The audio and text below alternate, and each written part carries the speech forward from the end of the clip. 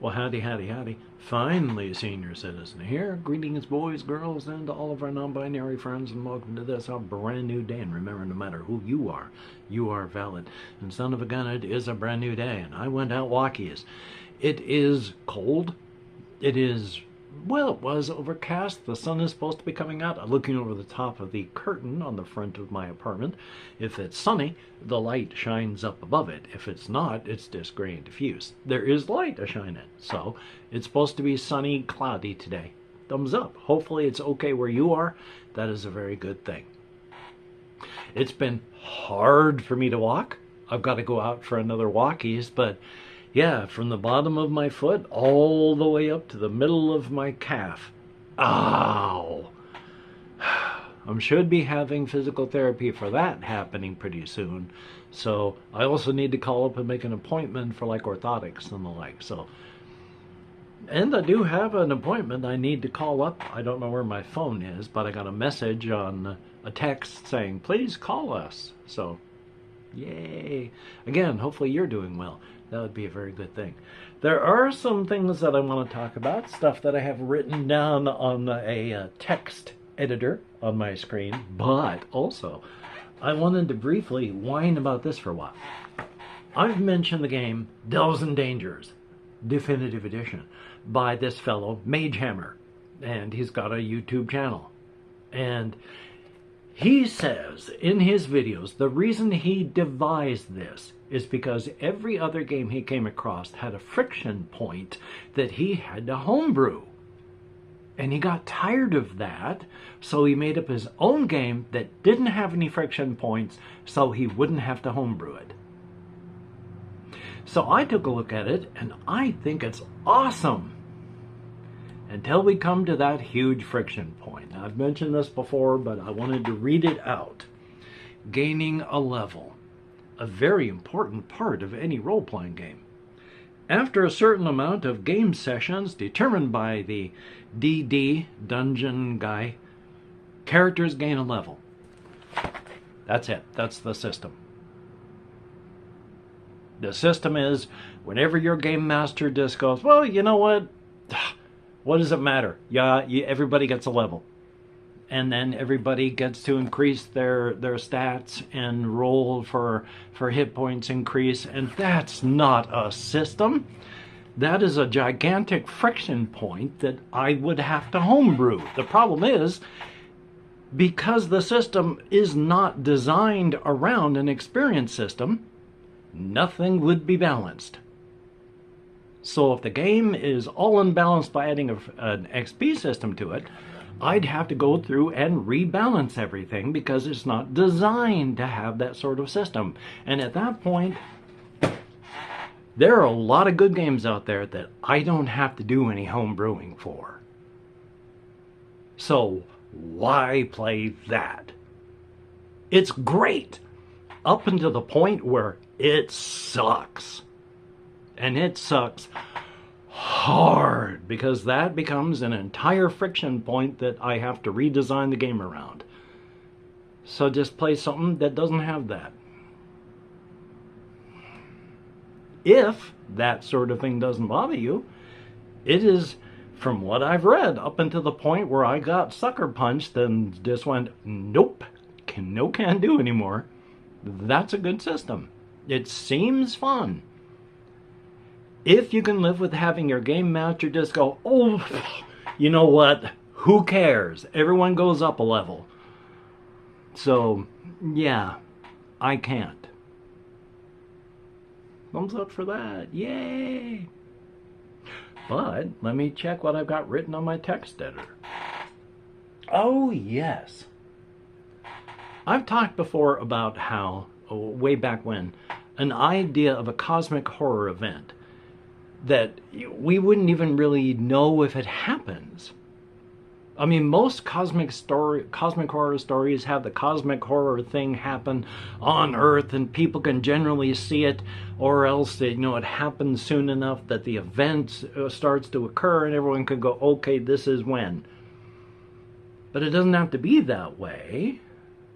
After all, if there is a cosmic horror event that takes like 2 femtoseconds, And a femtosecond is such a small period of time.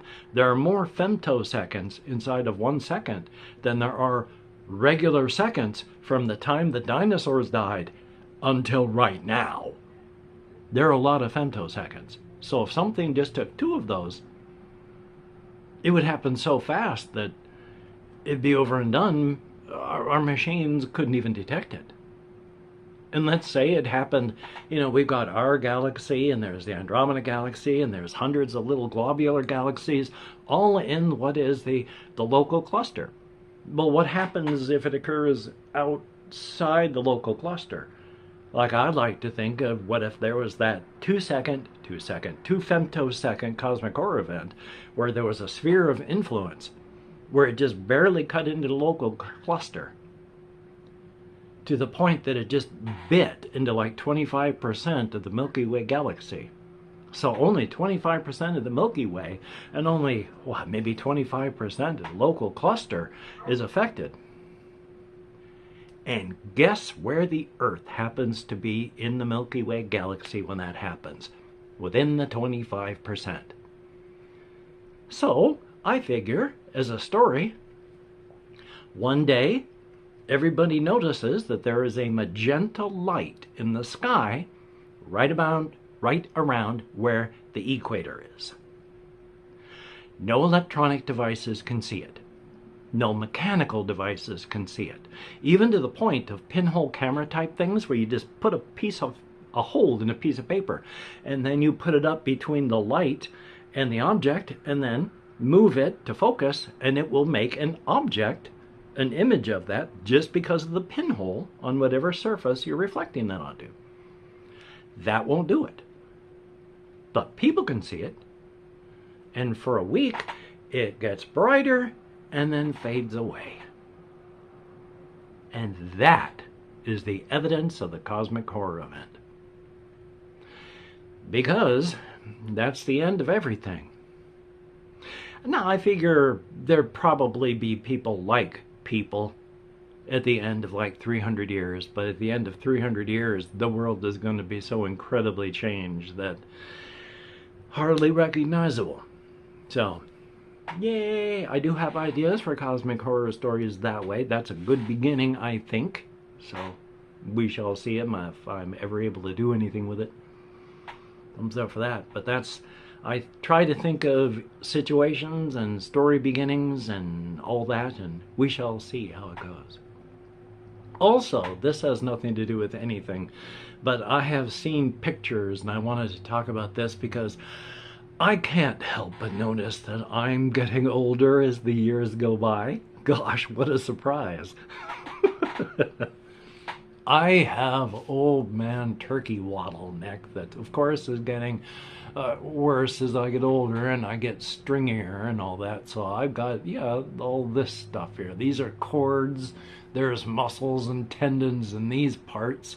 And there's my little Adam's apple thing off of there and all such. But yeah, if you think about like President-to-be Trump with his tightly pulled up ties, I do not want to have a Trump-like neckussy. So I gotta be careful with my my flesh and such to keep that from occurring. Bad enough that I got the whole old person turkey waddle neck. Nothing really you can do about it. It's like when your hair goes. I mean, it looks like I'm doing okay. It's really thin right here. It stops with the lengthy stuff and becomes thinner right there.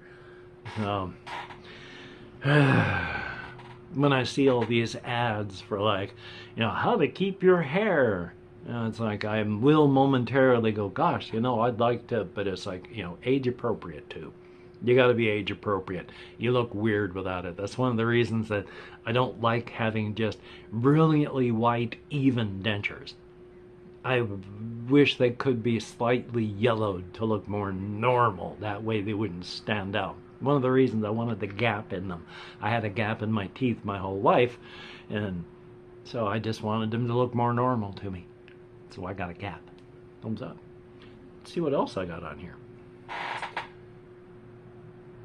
This one just has to do with the creative subjects, the solo RPG setting, Shensha, with the continents and such upon it, and I've already forgotten what I wrote down.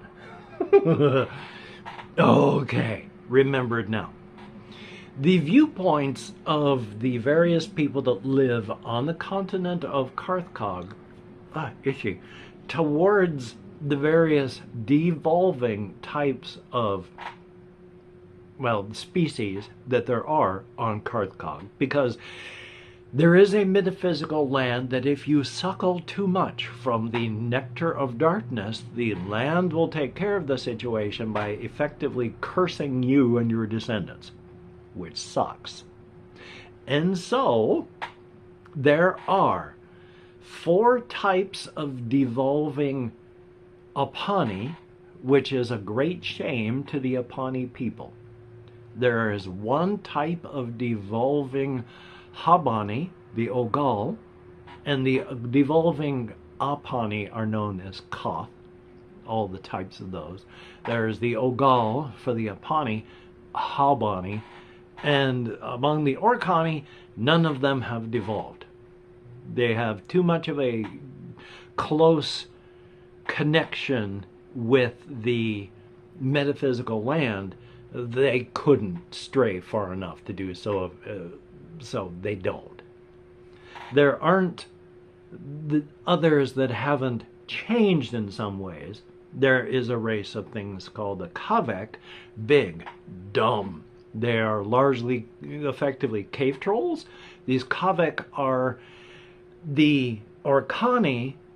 Well, intelligence is not always a survival trait. And the Orkani did split in this fashion, where some of them, for survival, went into caves. They got bigger, they got dumber, because intelligence was not necessary for survival. And so survival was not chosen.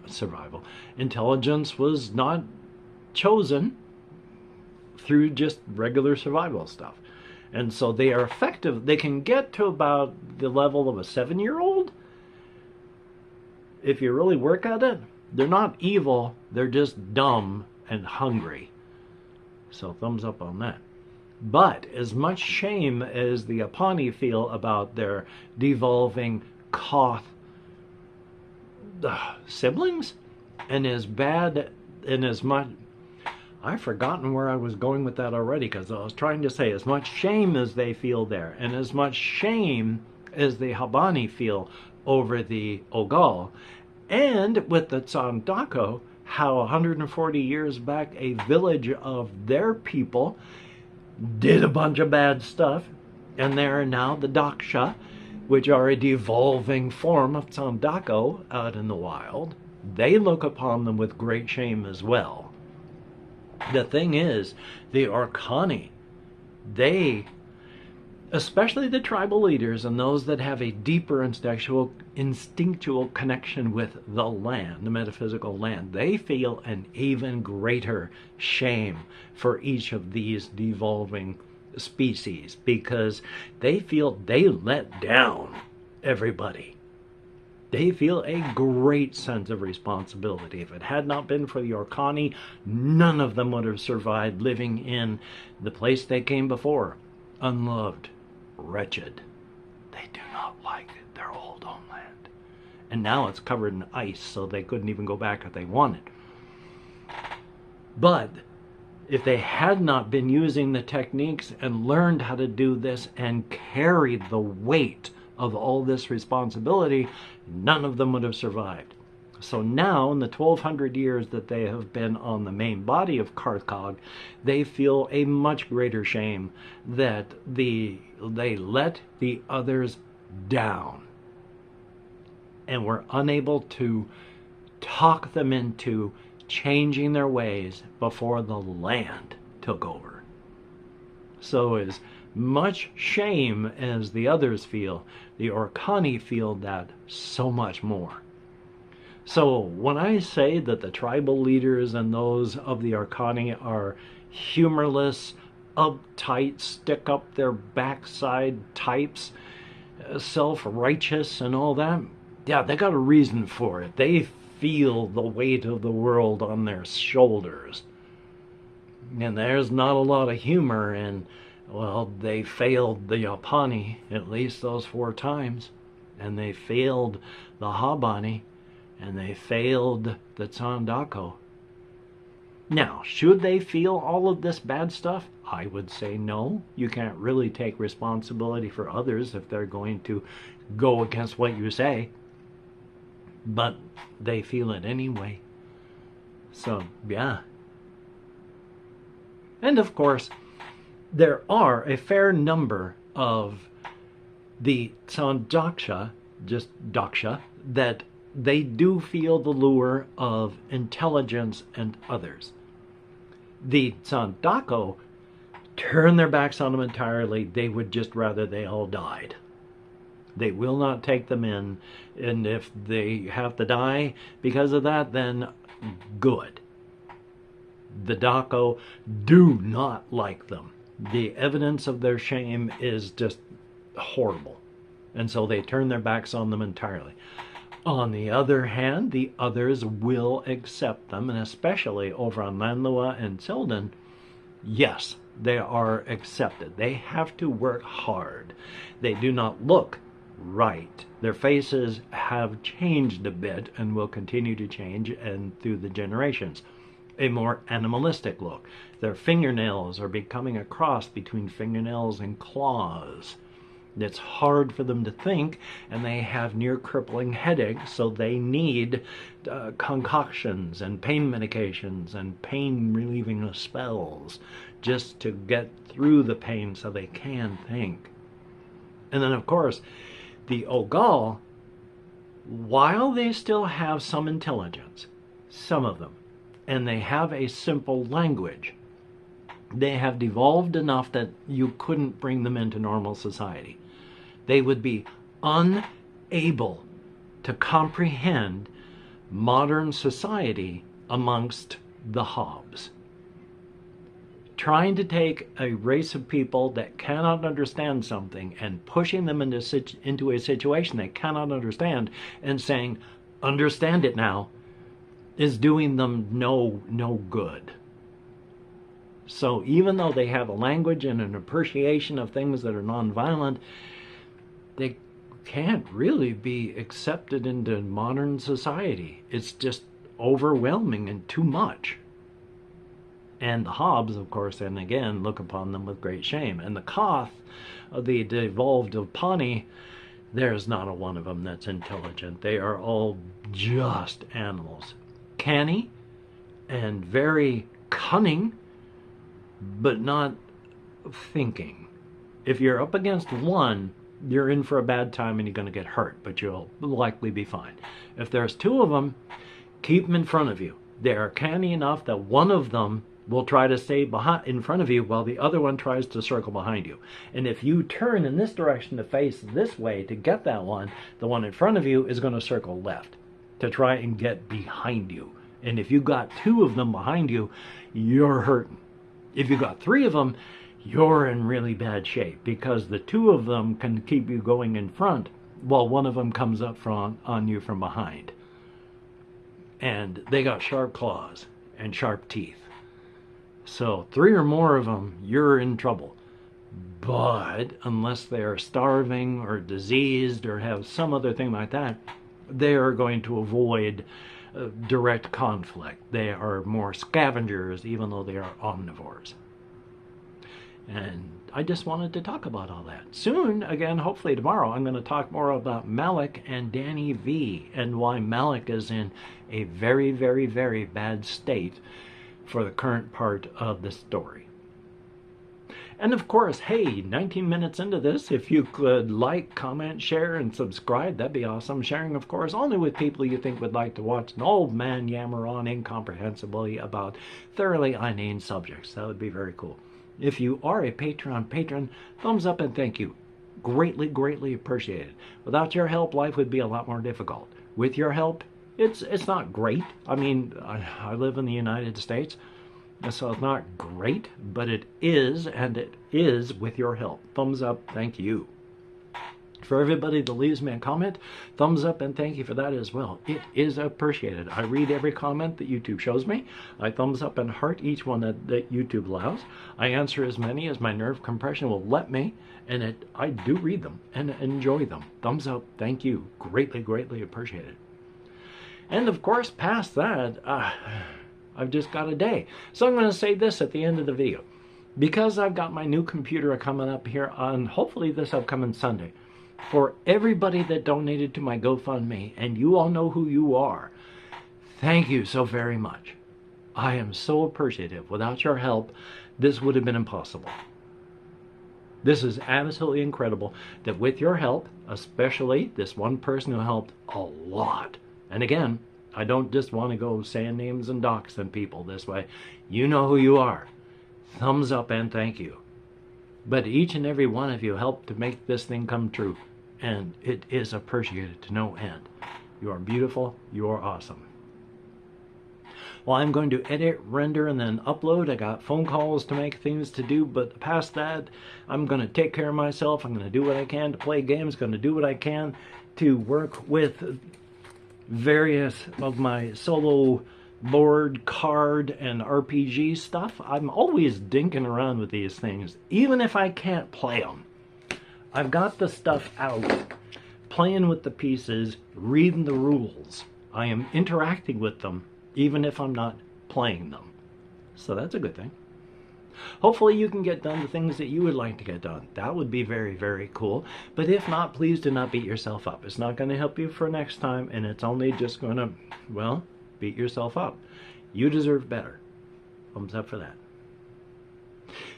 So, until we meet again, you take care. Have a great day today. I will see you on the flip side, and that is indeed a very, very good thing.